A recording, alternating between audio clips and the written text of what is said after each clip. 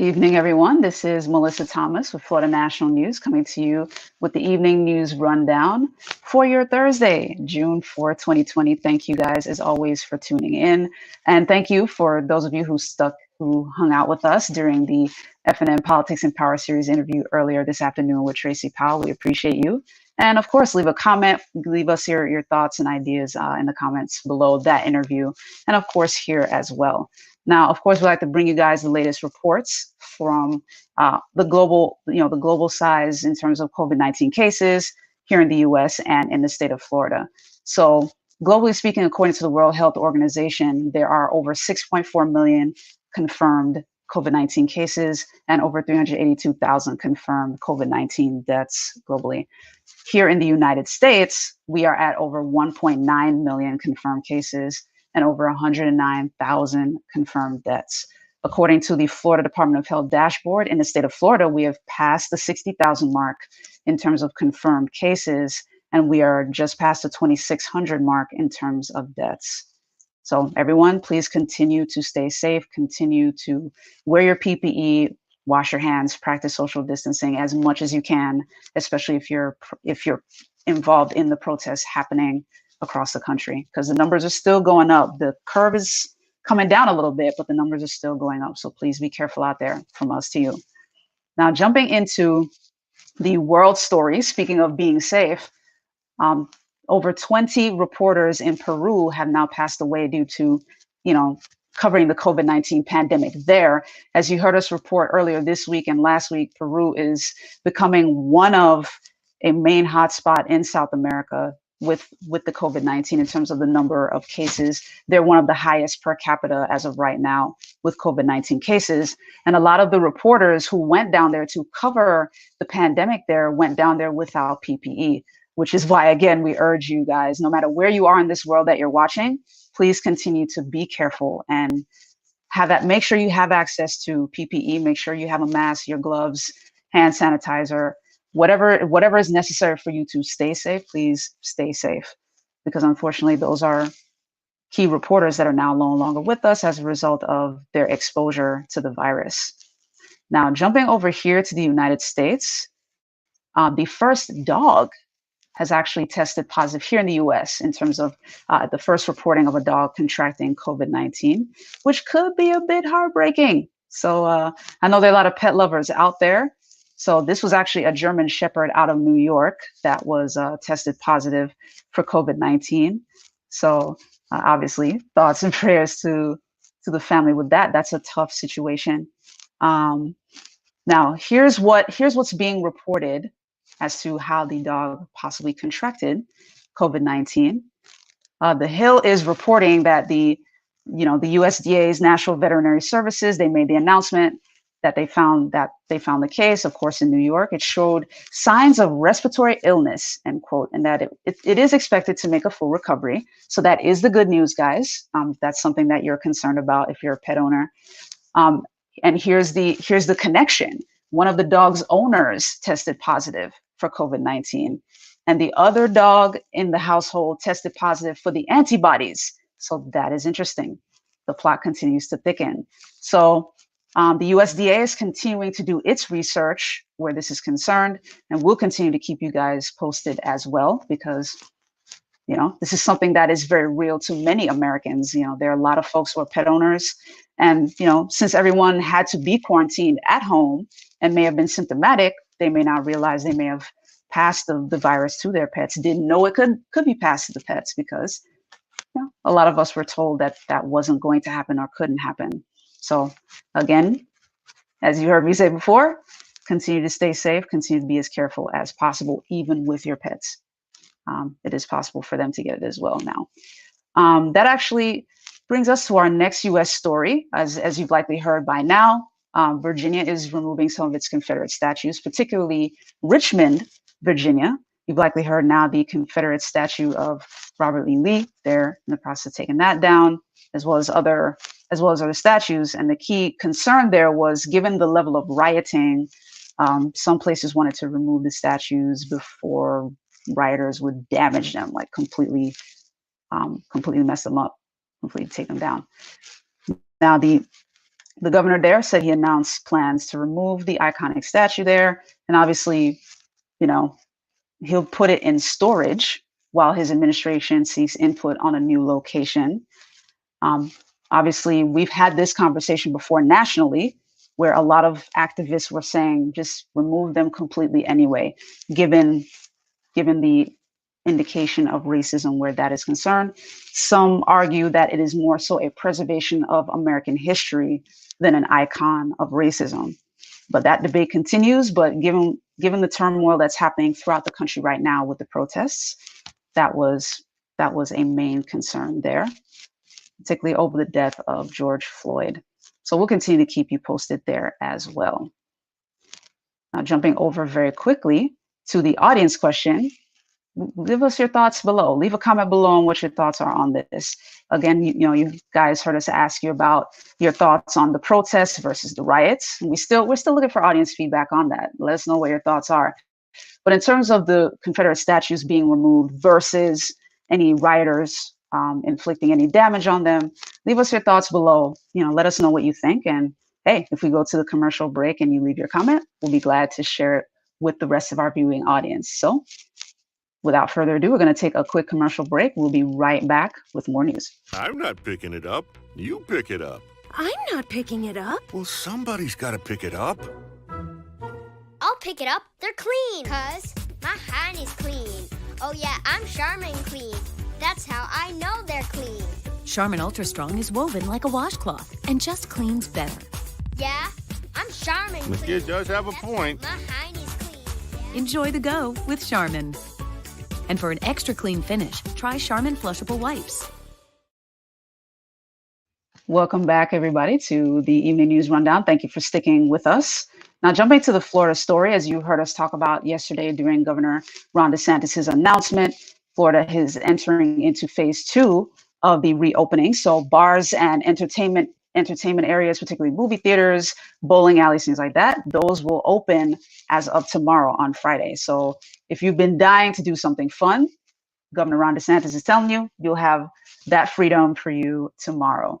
Of course, with bars, he mentioned it is a seated service only kind of capacity with the bars. It cannot be anything overcrowded because that would hamper the social distancing policy. Restaurants are now up to 50% capacity. Anything outdoor, in terms of outdoor seating, full capacity, he has no problem with that because, of course, COVID-19 isn't as quickly transmitted when outdoors compared to confined spaces, hence the restrictions. So that's a quick update in Florida. Jumping over to your business news, you heard us report yesterday or earlier this week about Senator Mitch McConnell wanting to ease the restrictions that small businesses were experiencing after they received the PPP funds. Well, that Senate bill has passed. You heard us talking about them. He was hoping to make sure that it did pass, and it in fact did. So congrats to the Senate on that, making sure that it got passed. So if you're a small business and you're involved with the PPP, you're applying for those funds, this is good news for you. Senate Minority Leader, Chuck Schumer, he was trying to push the House passed legislation through unanimous consent Wednesday afternoon. So there you go. Once Mitch McConnell got it, he brought the bill up again. He didn't object. It was all good. And of course, as you heard us previously report, the House had passed the bill 417-1 last week. So pretty much majority. And again, under the proposal, small businesses would have to spend 60% of the loan money on payroll instead of the previous 75%. So they have a little bit more spending freedom where the PPP funding is concerned on their businesses. The proposal would extend a June 30th deadline to rehire workers. So anyone who is still in the process of coming back online after states have reopened after the quarantine, they have a little bit more time there as well. So great news for the business community. Now, jumping over to your sports news very quickly, you likely heard this as well. Casey certainly talked about it during the FNN Sports Take yesterday, but Drew Brees yesterday pretty much said that he's not okay with anyone kneeling to the flag or to the national anthem. He is not trying to see anything like that in football. However, he faced a big backlash on that. especially considering that he is a quarterback in New Orleans, which has a very rich African American culture, very rich African culture as well. And he issued an apology today. That's the update. He issued an apology today, but a lot of people are still kind of looking at him sideways.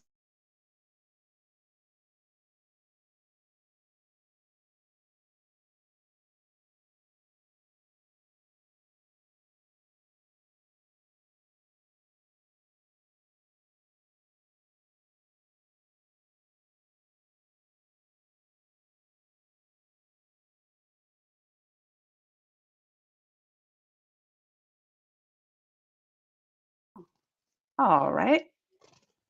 That's hilarious. Welcome back, guys. I'm in a bit of a boggy area, so that's okay. This is actually perfect. I was going to do a commercial break, but this is actually perfect. Welcome, Jamesia, doing the entertainment before.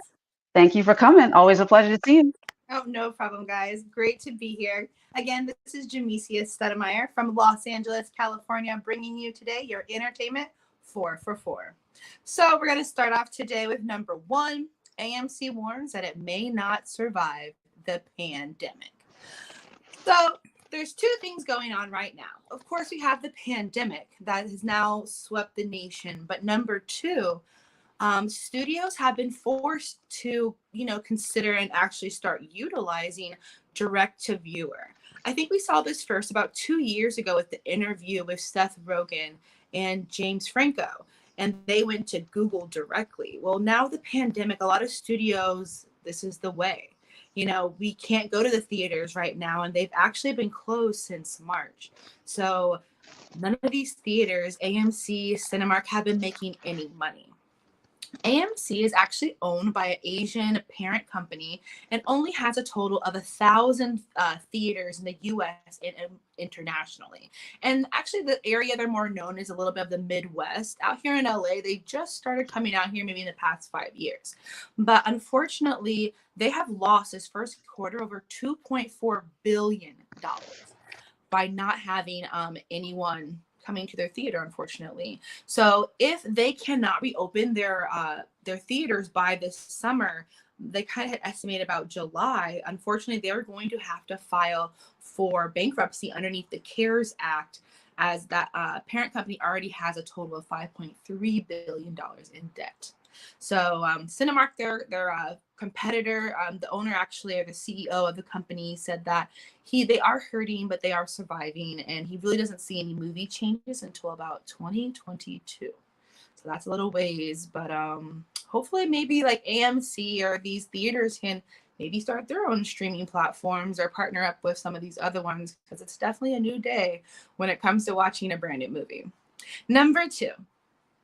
It is Law and Order spinoff writer fired for online post. Okay, guys. First off, I didn't even know there was a Law and Order spinoff coming. So, congratulations to Dick Wolf and the whole Law and Order, series for, getting ready to prep a new show. But unfortunate news that we're just finding this out due to the pandemic, due to the passing of George Floyd and the riots and protests that have erupted in America, which particularly in Los Angeles, California. So what happened is new Law and Order spinoff called Organized Crime. This gentleman, Craig Gore, who's written for CBS SWAT as well as Chicago PD, had written a statement on Tuesday, and I'm actually going to read this to you guys directly. And that post circulated on social media Tuesday, a captioned curfew. Gore shown holding a firearm. In another post, he wrote that famed Sunset Boulevard was being looted 2 blocks from me, and added, "You think I won't light explicit you up? Who are you? Trying to explicit with my property I worked all my life for. Think again." So he got a call from actually the creator of Law and Order series, Mr. Dick Wolf himself, and he released him. And, congratulations to Mr. Dick Wolf for taking his stand and doing what he's doing. And actually, the lead actor, Chris von Melanoni. He said, I have no idea who this is. Matt Olmstead is my showrunner. A lot of people, unfortunately, thought that Craig Gore was the showrunner of this series, but he is not. And Ice-T actually put a post out saying the big boss cleaning house. Respect. So again, congratulations to Dick Wolf doing something that is hard, but that's something that we as people have to definitely stand on our own and do what's right. And we can congratulate him for that. Number 3, which I'm super excited for, LA County no longer implementing curfew. Yay! I just want to say personally, trying to run around this city before 4 p.m. Yeah, one day we had a 4 p.m. curfew. Another day was 6 p.m. Yesterday, we finally got a 9 p.m. curfew, which was really nice. But the curfew is done as of now.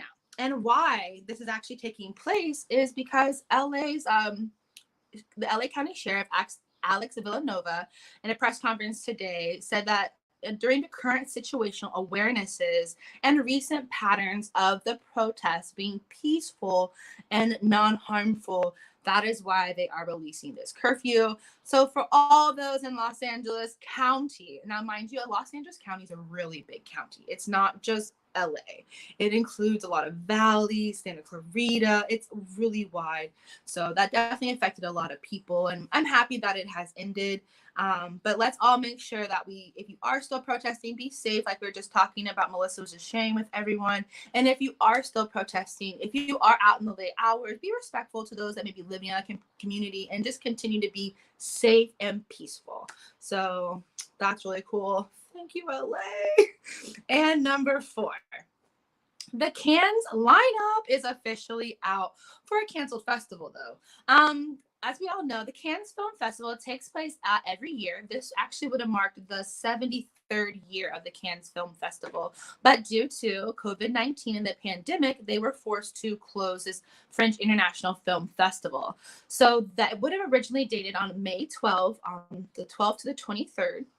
And this year they have selected 56 films out of 2,067.